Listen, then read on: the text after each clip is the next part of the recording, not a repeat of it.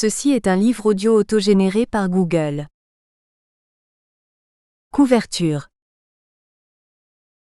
4e de couverture. Titre. Liu Xilin. Stratégie et démarche. De l'urbanisation chinoise. La voie chinoise de l'urbanisation, 2. Table des matières. 3e partie, l'expérience chinoise à travers des exemples concrets. Chapitre 10. L'urbanisation à la chinoise et les défis contemporains. 10.1 L'Europe et les États-Unis versus l'Amérique latine. L'enfant né à terme versus l'enfant prématuré. 10.2 La Chine versus l'Europe et les États-Unis. Similitudes et différences. 10.3 La Chine versus l'Amérique latine. Défis communs, réponses différentes. 10.4 Dépasser l'Europe, les États-Unis et l'Amérique latine. La mission nécessaire mais exigeante qui incombe à un enfant précoce. 10.5 Les contextes géographiques et démographiques de la Chine et l'immense échelle de son urbanisation. 10.6 Les défis profonds auxquels est confrontée l'urbanisation à la chinoise et l'entrée dans une ère nouvelle. Chapitre 11 Les notions fondamentales de l'urbanisation chinoise. 11.1 Communalisation, urbanisation et métropolisation. Définition. 11.2 Rapport entre urbanisation, modernisation et relance de la consommation intérieure. 11.3 Réflexion stratégique, expériences étrangères et problèmes chinois. Chapitre 12 Ville culturelle et stratégie de développement de la zone économique du golfe de Beibu du Guangxi. 12.1 Développement culturel. Priorité d'un nouveau pôle de croissance économique de la Chine. 12.2 Le concept de ville culturelle et la stratégie du développement culturel de la zone économique du golfe de Beibu. 12.3 Bâtir un modèle de développement des conurbations culturelles en s'appuyant sur le cercle culturel du golfe de Beibu. 12.4 Valoriser l'industrie culturelle pour promouvoir un développement coopétitif des cultures régionales. 12.5 Voies et expériences pour un développement culturel du golfe de Beibu, conduit à grandes enjambées. Chapitre 13 Conurbation culturelle et le développement accéléré par saut d'étape de la zone économique de la plaine centrale. 13.1 Débat sur le développement accéléré. Peut-on faire l'économie de certaines phases historiques de développement ? 13.2 Contexte et priorités stratégiques du développement par raccourci de la plaine centrale. 13.3 Réaliser le développement accéléré de la zone économique de la plaine centrale dans le cadre général de la conurbation culturelle. Chapitre 14 La conurbation chinoise de la route de la soie et sa planification stratégique. 14.1 L'importance stratégique de la conurbation de la route de la soie de Chine. 14.2 Les caractéristiques principales de la conurbation de la route de la soie de Chine. 14.3 Une étude comparative entre la conurbation de la route de la soie et les 3 principales conurbations chinoises. 14.4 Les principaux problèmes de la conurbation de la route de la soie. 14.5 Frayer une nouvelle voie de développement, intégrant à la fois les dimensions humaines et écologiques. Chapitre 15 5 concepts qui orientent le développement global et de haut niveau de Shanghai. 15.1 Un bilan synthétique et une conscience théorique des concepts de développement chinois. 15.2 Regard rétrospectif sur le 12e plan quinquennal et organisation stratégique pour le 13e plan quinquennal. 15.3 Réaliser le développement global de Shanghai à un niveau plus haut. Chapitre 16 La stratégie et la planification de la nouvelle zone de Xiong'an. 16.1 La naissance de la stratégie de nouvelle zone de Xiong'an. 16.2 La nouvelle zone de Xiong'an. Une décision classique en matière de stratégie d'urbanisation à l'époque contemporaine. 16.3 Surconcentration et surchauffe immobilière, 2 écueils à éviter. Conclusion. La construction des sciences urbaines et l'initiation de la nation chinoise à la ville. 1. Les études urbaines en Chine, situation et perspective. 2. Problèmes fondamentaux et cadres disciplinaires des sciences urbaines. 3. L'initiation à la ville et la place des humanités dans les sciences urbaines. Bibliographie. Troisième partie, l'expérience chinoise à travers des exemples concrets. Chapitre 10, l'urbanisation à la chinoise et les défis contemporains. Tout comme le développement de la nation chinoise à l'époque moderne, l'urbanisation de la Chine moderne fait preuve de particularités peu communes. Dans le cadre stratégique général du socialisme à la chinoise, notre pays a non seulement réussi à régler beaucoup de problèmes et de difficultés survenus au cours de l'urbanisation, mais il a aussi progressivement dégagé des théories et des modèles uniques. De même que Deng Xiaoping nomme la modernisation de la Chine, la modernisation à la chinoise, on peut parler aujourd'hui d'une urbanisation à la chinoise. En 2011, pour la première fois, la Chine a vu la population de ses villes dépasser la population des campagnes, ce qui signifie que la Chine rurale d'hier est en train de devenir une Chine urbaine. Étant donné qu'aujourd'hui l'urbanisation de notre pays connaît de nombreux problèmes et subit des contraintes très fortes, il nous semble nécessaire de dresser un bilan méthodique de ses succès et de ses erreurs, et de définir clairement les concepts et les modèles de l'urbanisation à la chinoise, afin que nous puissions en saisir les problèmes, les situations et les besoins spécifiques de façon à contribuer, en faisant partager nos idées et notre sagesse, au développement durable des villes dans le monde. 10.1 L'Europe et les États-Unis versus l'Amérique latine. L'enfant né à terme versus l'enfant prématuré. Nous n'abordons pas ici l'urbanisation dans l'Antiquité, puisque son processus a été très lent et s'est déroulé à un niveau plutôt local. Ce dont nous parlons aujourd'hui, c'est plutôt l'urbanisation moderne, enracinée dans la révolution industrielle européenne et héritée puis promue par les États-Unis, pays bien loti selon Engels, et dont le développement n'a point été bloqué par les ruines du Moyen Âge. Le modèle européen et américain représente le courant principal de l'urbanisation moderne dans le monde. Ce modèle se caractérise par un niveau d'urbanisation élevé, 79% en Europe et 87% aux États-Unis en 2007, par une simultanéité de l'urbanisation et de l'industrialisation, ainsi que par une prédominance de l'économie du marché. Or, depuis le XXe siècle, l'Amérique latine, presque rurale à l'origine, a vu naître un autre modèle, qui s'est développé sous l'influence de l'Europe et des États-Unis.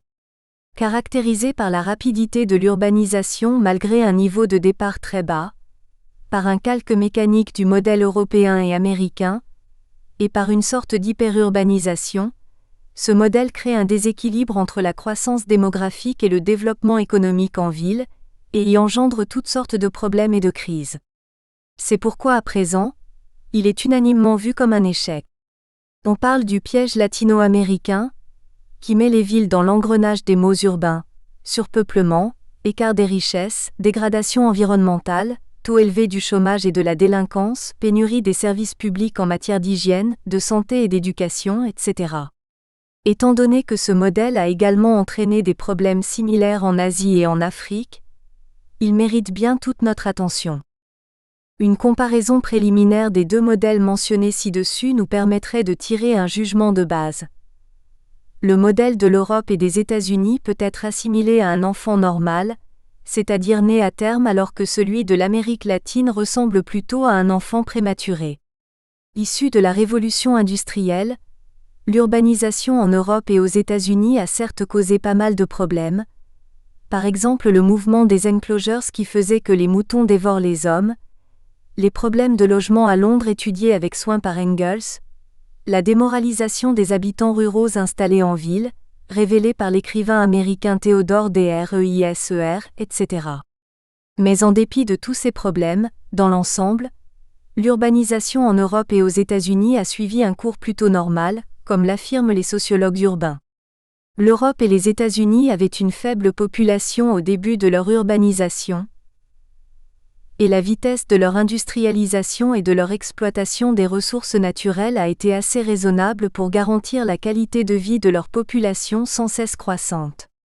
Cependant, dans les pays en voie de développement, en raison de l'amélioration des services de santé, du développement technologique de la production alimentaire et des aides humanitaires internationales, la population augmente trop rapidement, de sorte que leur croissance économique est vite effacée par celle démographique.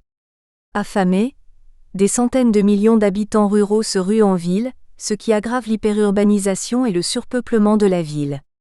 Nous pourrions ainsi dire que l'urbanisation en Europe et aux États-Unis est le fruit d'une évolution plutôt naturelle, en ce sens qu'elle a été préparée dès le début par l'accumulation des richesses dans la révolution industrielle et par la modernisation idéologique, et ceci, à la fois sur le plan historique et social. Des sociologues nous ont surtout signalé que quoique l'urbanisation européenne et nord-américaine ne date que d'1 ou 2 siècles, la structure sociale qui allait favoriser ce processus avait déjà été façonnée bien en amont. Ce qui constitue une autre raison importante pour laquelle l'urbanisation en Europe et aux États-Unis a pu se dérouler de manière progressive. Au contraire, calqué à partir des pays occidentaux, le modèle latino-américain est le produit d'une incitation artificielle. Sans la préparation mentale et psychologique et sans l'accumulation matérielle suffisante, l'Amérique latine s'est jetée précipitamment dans un processus trop rapide, incapable de créer les infrastructures et l'activité économique nécessaires au développement urbain. Cette situation a pesé très lourd sur l'environnement des villes, comme sur la psychologie des citadins, et ce modèle a fini par s'avérer dysfonctionnel et délétère. Si l'Amérique latine avait eu suffisamment de temps pour s'urbaniser comme l'Europe et les États-Unis, il n'y aurait pas eu de piège latino-américain.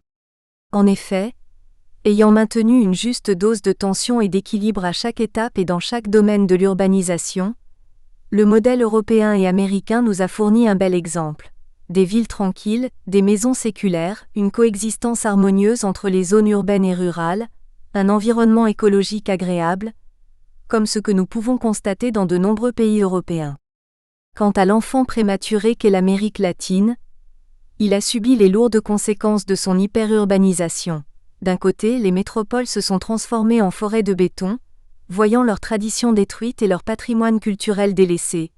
De l'autre, les campagnes ont été victimes d'une grave pollution des sols, des eaux et de l'air, ainsi que d'une économie très affaiblie par un exode rural alarmant. Quant aux villes chinoises, depuis la mise en œuvre de la réforme et de l'ouverture, elles sont en plein essor.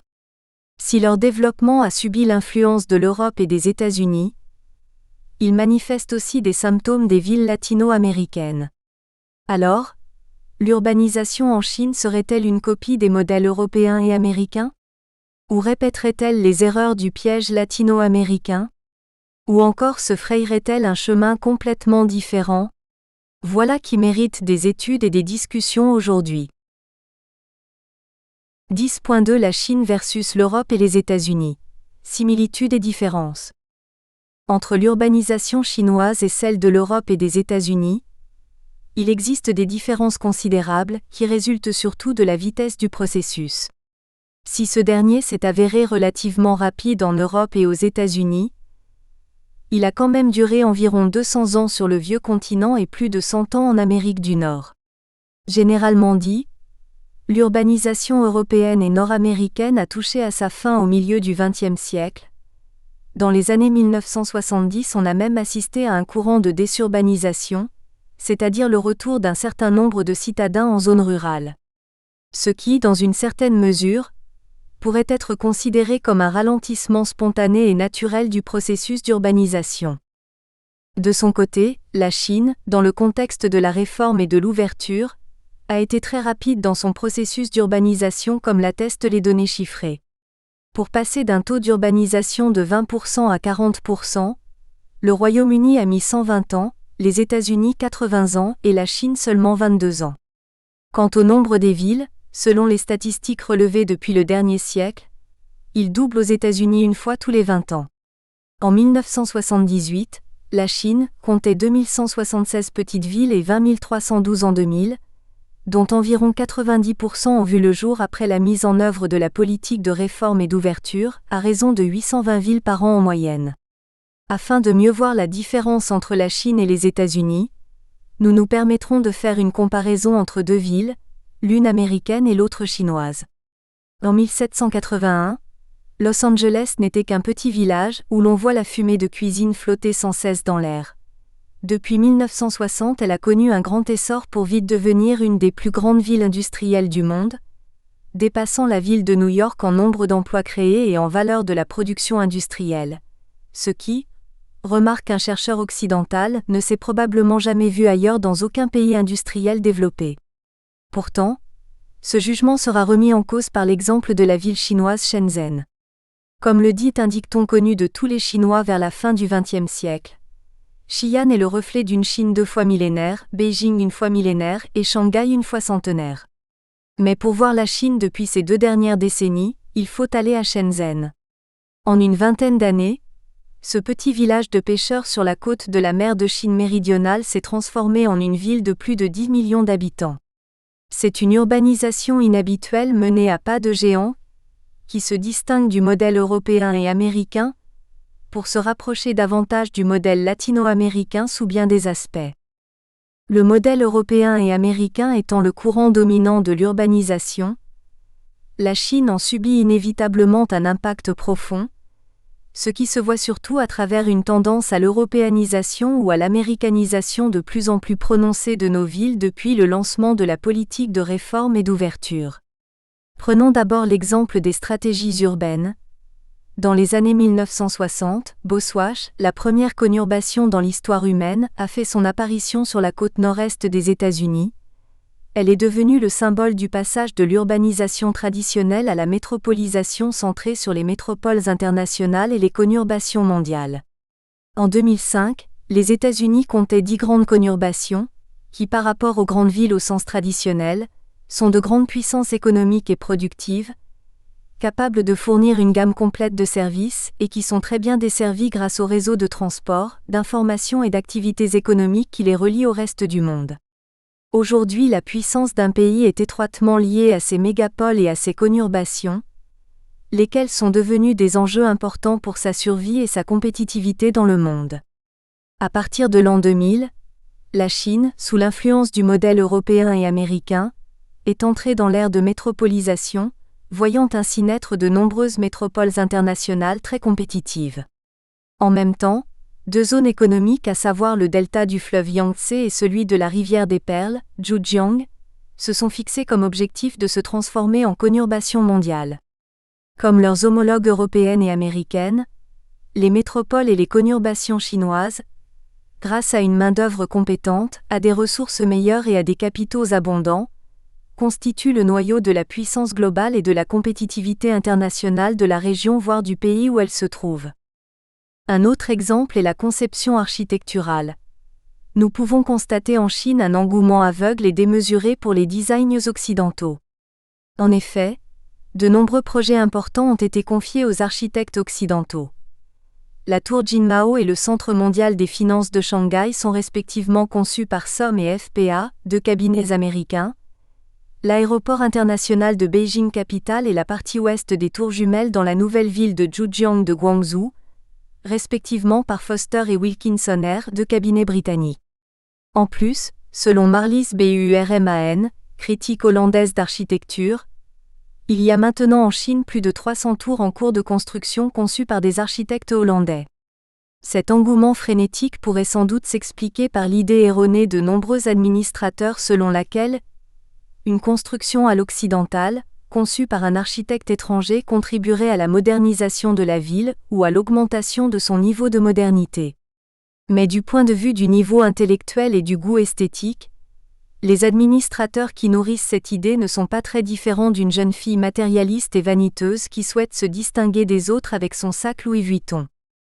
Un troisième exemple réside dans le mode de vie urbaine. Le 8 juin 1978, le journal américain The Christian Science Monitor a publié un reportage qui disait que les jeunes Chinois pouvaient enfin se balader en amoureux en public. Qui aurait pu imaginer que seulement 20 ans après, des mots tels que vivre au crochet d'un homme riche, entretenir une secrétaire maîtresse ou une concubine, photo de charme, Viagra, homosexuel, fille publique,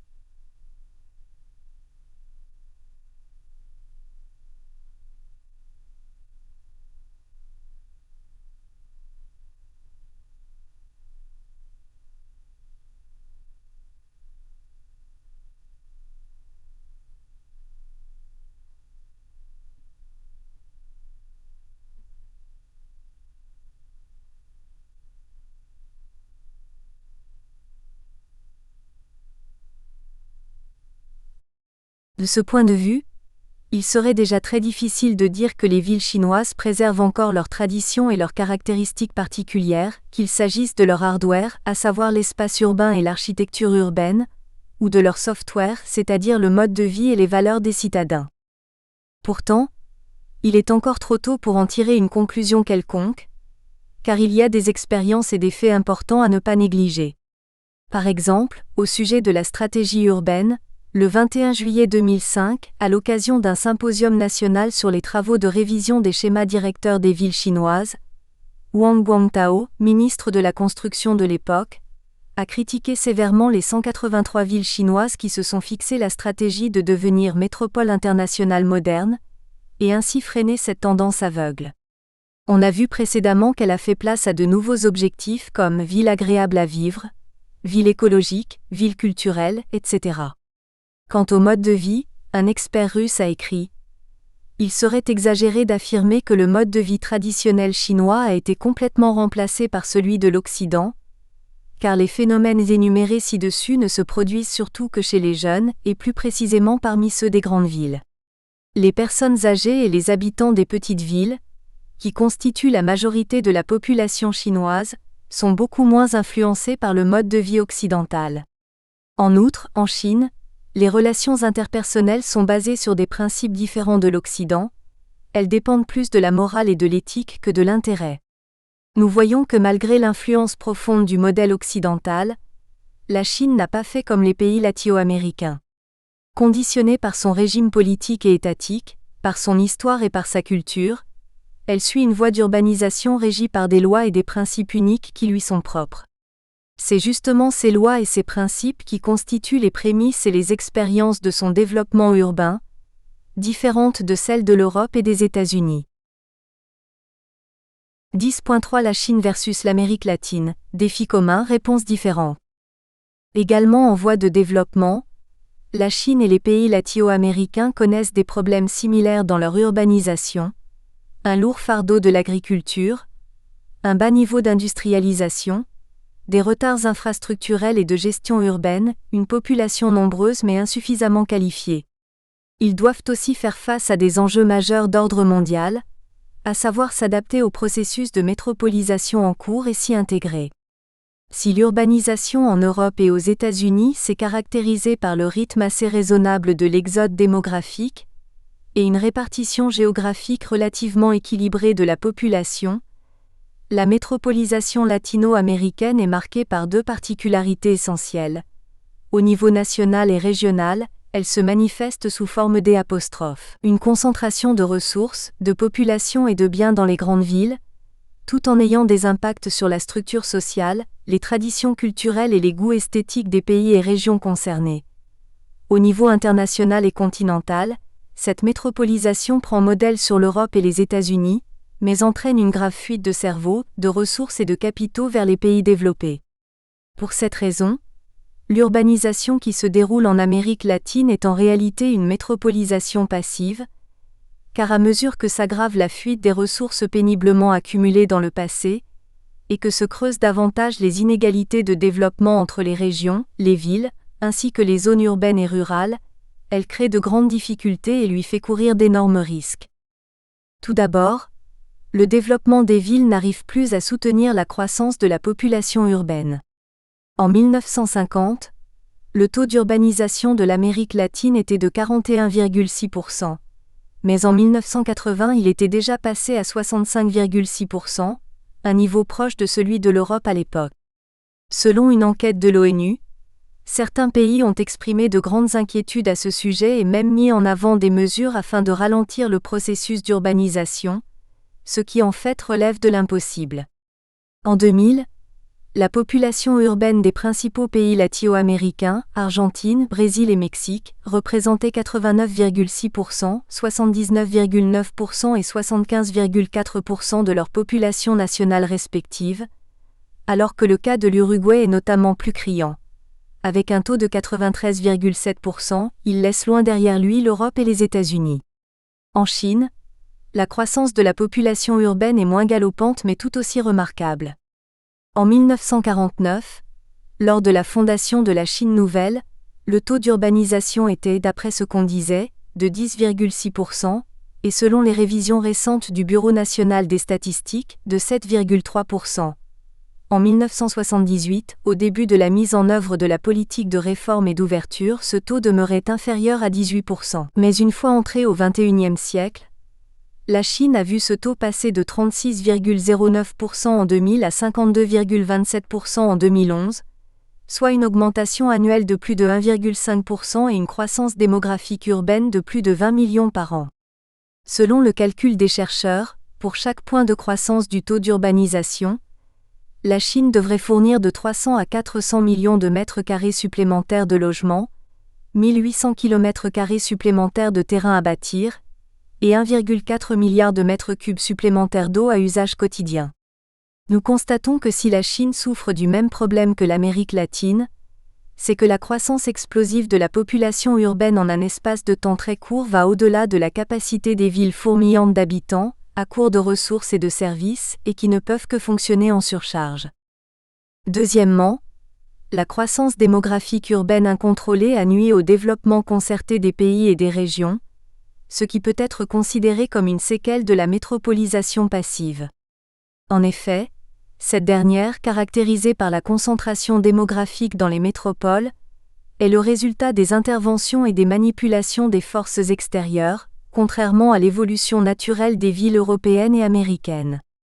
De ce fait, elle est imprévisible et hors de contrôle pour les pays latino-américains, ce qui est confirmé par l'indice de primatie toujours très élevé de leurs plus grandes villes. En sociologie urbaine, l'indice de primatie ou de primauté désigne le rapport de l'effectif de population de la plus grande ville d'un pays, P1, à celui de sa deuxième grande ville, P2, soit I égale P1 P2. Puisque la concentration démographique est étroitement liée à celle des ressources, cet indice révèle indirectement la répartition des ressources, surtout celles de meilleure qualité, d'un pays ou d'une région. Plus l'IG est bas, plus la population et les ressources sont également réparties, plus l'urbanisation du pays ou de la région concernée est raisonnable et ordonnée, et moins il y aurait de problèmes et de séquelles. Les chercheurs estiment normaux les indices de primatie inférieurs à 2. C'est le cas de beaucoup de villes occidentales. New York a un indice de primatie de 1,7, Rome, capitale de l'Italie 1,6, et Sydney, capitale d'Australie 1,2. À l'opposé, Santiago, capitale du Chili, a un indice de primatie de 8,6, Lima, capitale du Pérou, 13,1, et Buenos Aires, capitale d'Argentine, qui concentre 37,3% de la population totale du pays, 11,5. En Chine, des inégalités de répartition de ressources sont aussi frappantes. Dans le domaine des recherches scientifiques, Beijing concentre 28% des laboratoires clés nationaux, 32% des centres nationaux de recherche en ingénierie, 45% des projets scientifiques d'importance nationale, 30% des disciplines clés nationales, 41% des projets nationaux de recherche fondamentale, 32% des projets du programme 863, 35% des projets nationaux de recherche scientifique et technologique ciblés, et plus de la moitié de l'ensemble des académiciens de tout le pays, soit 673 de Chinese Academy of Sciences (CA) et de Chinese Academy of Engineering (CAE). À l'échelle provinciale, prenons l'exemple de l'Anhui, dont le chef-lieu Hefei concentre 99% de docteurs, 63% de personnel scientifique et technologique, 58% du budget de recherche et 70% de brevets de toute la province. Ces chiffres ont été invoqués dans un article de presse intitulé « Hefei, ville dynamique », mais qu'en est-il du reste de la province ? En réalité, la surconcentration de la population et des ressources a conduit à un énorme gâchis, et aussi privé d'autres villes du potentiel de développement. Troisièmement, les écarts grandissants de richesse constituent de vrais détonateurs sociaux. D'une part, mal industrialisée et mal équipée matériellement, l'Amérique latine voit, contrairement à ce qu'elle attend, la pauvreté s'accroître à mesure de son urbanisation. Un des indices principaux de cette pauvreté croissante est le taux de chômage. Selon les statistiques, en 1995, le taux de chômage officiel était de 7,3%, il s'est élevé à 10,7% en 2003, touchant une population urbaine de plus de 16,7 millions d'habitants. La pauvreté causée par le chômage est à l'origine de toutes sortes de crises et de problèmes sociaux. D'autre part, étant donné que son économie est trop faible pour soutenir la construction des infrastructures et la mise en place des services publics, l'Amérique latine est très dépendante des capitaux étrangers. Cependant, derrière les aides occidentales souvent se dissimulent des manipulations, le pillage des ressources, les interférences politiques et les invasions culturelles, ce qui augmente les risques et l'instabilité du développement des pays et des villes du sous-continent. Selon les statistiques menées depuis plusieurs années, les pays latino-américains ont déjà un taux moyen de couverture de la dette supérieur à 20%, ce qui signifie qu'en cas de refus de prêt ou de fuite de capitaux, des crises de la dette se déclareraient, ainsi provoqueraient une série de conséquences en chaîne telles que l'inflation et entraveraient considérablement le processus d'urbanisation. Tout comme l'Amérique latine, la Chine est confrontée à des problèmes d'inégalité, à la fois entre villes et campagnes et entre les villes elles-mêmes. Selon un rapport de la Banque asiatique de développement intitulé Hebei Provincial Development Strategy, il existe une ceinture de pauvreté importante autour de Beijing et de Tianjin. On estime que dans les alentours de ces deux métropoles internationales, 3 798 villages, 32 communes et 2 726 000 individus sont touchés par la pauvreté. Par ailleurs, la pauvreté des habitants des villes proprement dites mérite aussi notre attention. Selon les chiffres publiés en 2003 dans Green Book of Population and Labour, tandis que le taux d'urbanisation chinoise est passé de 18,9% en 1990 à 39,1% en 2002, la population urbaine démunie est passée de 130 millions à 193 millions d'habitants. De plus, certains autres détails similaires peuvent être constatés en Chine et en Amérique latine. Par exemple, dans les villes chinoises comme à Rio de Janeiro, on voit souvent des conflits entre les agents de l'administration urbaine et les vendeurs ambulants, parce que les uns veulent confisquer les marchandises des seconds, qui au contraire font tout pour les garder. Avec juste un tout petit détail différent, les homologues brésiliens des agents chinois ont un autre nom, gardes municipaux. Pourtant, en l'examinant de plus près, on se rend vite compte que le modèle chinois est fondamentalement différent du modèle latino-américain, et en tout premier lieu parce que le modèle d'urbanisation est déterminé par le régime étatique.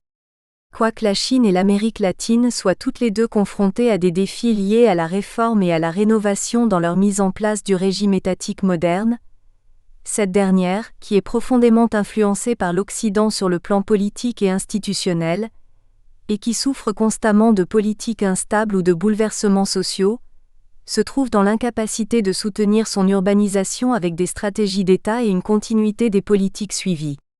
Au contraire, l'urbanisation chinoise est politiquement garantie par la stratégie fondamentale de réforme et d'ouverture et la voie socialiste de l'État chinois.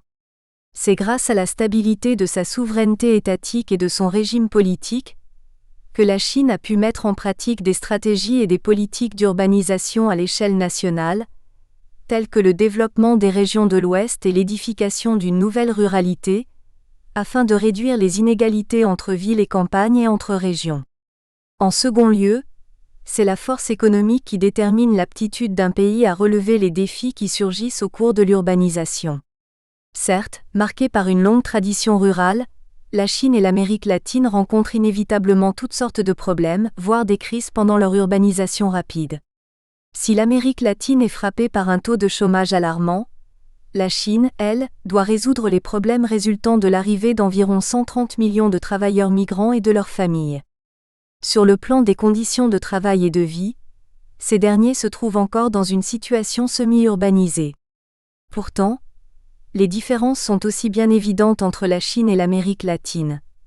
Comme la mise en œuvre du modèle latino-américain dépend excessivement de l'Occident, son urbanisation est au fond un processus endetté et susceptible d'entraîner une sorte de pauvreté d'État.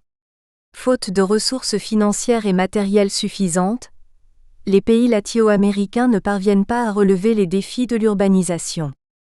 Inversement, étant la deuxième économie mondiale grâce à la mise en œuvre de la politique de réforme et d'ouverture, la Chine a déjà mis en place un système de protection sociale qui se veut le plus grand du monde, et permis une croissance considérable des revenus de ses populations urbaines et rurales.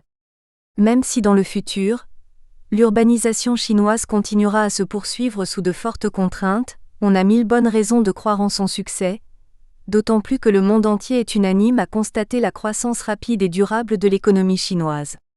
Troisièmement, la culture prédominante d'un pays détermine dans une large mesure ses stratégies et sa capacité de réaction face à la culture occidentale. Il est à noter que l'homme est l'enjeu le plus important du développement urbain durable, car l'avenir de la ville dépend finalement de l'esprit et des valeurs de ses habitants. En Amérique latine, la culture traditionnelle... Nous espérons que vous avez apprécié cet aperçu. Pour continuer à écouter ce livre audio sur Google Play Livres, utilisez le lien dans la description de la vidéo.